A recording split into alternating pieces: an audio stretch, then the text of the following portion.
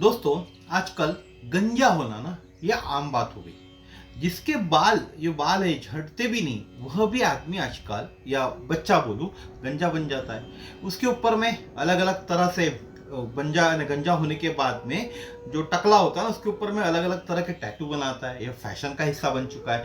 या यहाँ से पूरे बाल काट देगा, यहाँ से पूरे बाल काट देगा, अलग अलग शेप में गंजा बनेगा।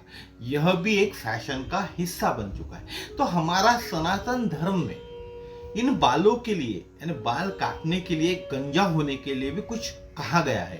तो सनातन धर्म में क्या कहा गया है, यही हम आज के वीडियो में देखने वाले। तो नमस्कार दोस्तों, मेरा नाम समीर शरद देशकर, मैं नागपुर शहर में रहता हूं और आप सभी लोगों का स्वागत करता हूं सीखो हिंदू सीखो इस यूट्यूब चैनल पर। और अगर आप नए हैं इस चैनल पे, चैनल को सब्सक्राइब करना ना भूले, क्योंकि इस तरह की जानकारियां सिर्फ और सिर्फ इसी यूट्यूब चैनल पर देखने के लिए मिलती है। तो देरी नहीं करते, बढ़ते वीडियो की तरफ। तो दोस्तों, जैसा मैंने आपको बताया स्टार्टिंग में कि गंजा होना आजकल का फैशन बन चुका है। लेकिन क्या आप जानते, हमारे सनातन धर्म में बाल काटना है ना, हम जो कटिंग करते हैं, या गंजा होना, उसके लिए भी कुछ नियम बताए गए हैं जिसका पालन आप आजकल हम लोग करते नहीं है। अभी इस 21वीं सदी में हम लोग उन नियमों का पालन ही नहीं करते। हम जो रोजमर्रा के जीवन में कुछ ना कुछ पाप कर्म जाने अनजाने में करते हैं। कुछ ना कुछ पाप हमारे हाथों से हो ही जाता है। कभी किसी से झूठ बोल लेते, कहीं से थोड़े बहुत पैसे मार लेते, ऑफिस के अंदर में झूठ बोलते, ऐसा कुछ ना कुछ पाप कर्म हमसे हो ही जाता है। अगर आपको इन पाप कर्मों से छुटकारा चाहिए, जो पाप कर्म हमने किए हमारे खाते में जमा होना नहीं चाहते आप, इन पाप कर्मों से कमी चाहते आप, तो हमें क्षौर करना चाहिए। क्षौर कर्म होता है, कर्म होता है क्षौर कर्म। तो क्षौर कर्म यानी क्या, यह मैं अभी आपको बताता हूं। क्षौर यानी मुंडन करना या बाल काटना। अब मुंडन करना हर किसी के लिए संभव नहीं है, लेकिन बाल काटना हर किसी के लिए संभव है। इसे ही क्षौर कर्म कहते हैं। जब भी हम पुण्य कर्म करते हैं, या कोई व्रत करते, या कोई अनुष्ठान करते, तब हमें क्षौर कर्म करना चाहिए। कोई भी पूजा पाठ अगर आप घर में कर रहे हो, कोई भी अनुष्ठान कर रहे हो, कोई भी व्रत कर रहे हो, तो आपको क्षौर कर्म करना चाहिए। जो लोग मुंडन कर सकते हैं उन्होंने मुंडन करना चाहिए। मुंडन करते वक्त शिखा जरूर रखें।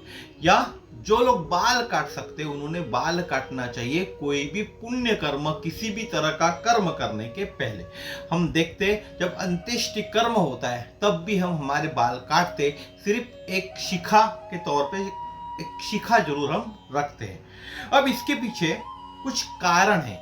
क्या कारण है कि कोई भी कर्म जब हम करते तब देह की शुद्धि करके ही कर्म करना चाहिए।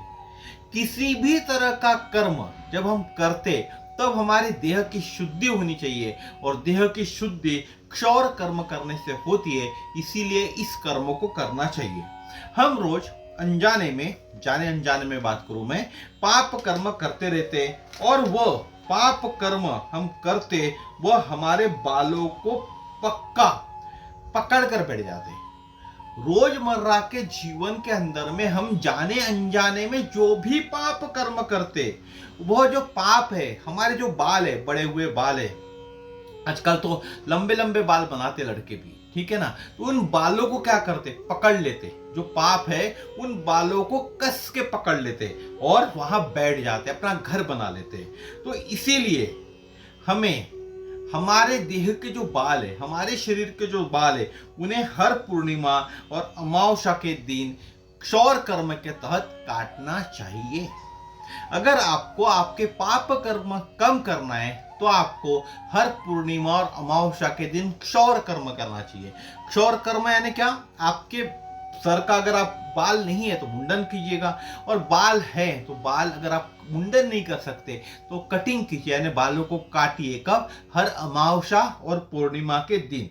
अभी भी कुछ सन्यासी लोग अमावस्या और पूर्णिमा के दिन क्षौर कर्म करते हैं, यानी मुंडन बनाते या बाल काटते। 99% सन्यासी मुंडन, आपने देखा होगा बिना बालों के रहते, टकले ही रहते, मुंडन करते। तो अमावस्या और पूर्णिमा के दिन 99% सन्यासी लोग मुंडन करते, जिसको क्षौर कर्म कहा जाता है। अगर आपको भी आपके पापों से मुक्ति चाहिए, पापों का जो घड़ा भर गया हुआ है उसको कम करना चाहते हो, तो क्षौर कर्म करना चाहिए। क्षौर कर्म करने के लिए हर अमावस्या और पूर्णिमा के दिन आपको बाल काटने चाहिए।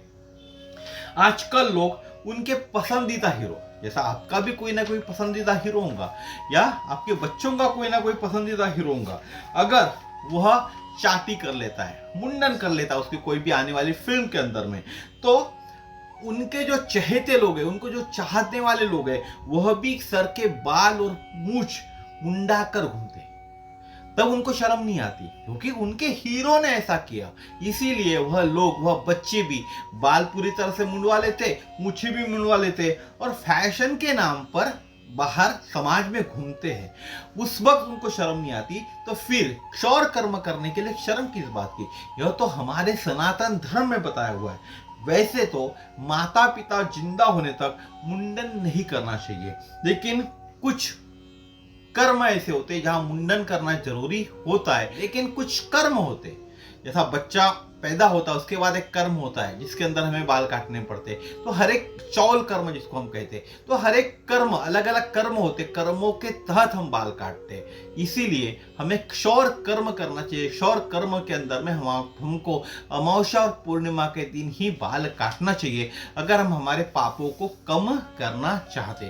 तो दोस्तों, आज के वीडियो में मैंने आपको बताया कि सनातन धर्म के अंदर में क्षौर कर्म क्या है, बाल कब काटना चाहिए, इसके बारे में आपको बताया।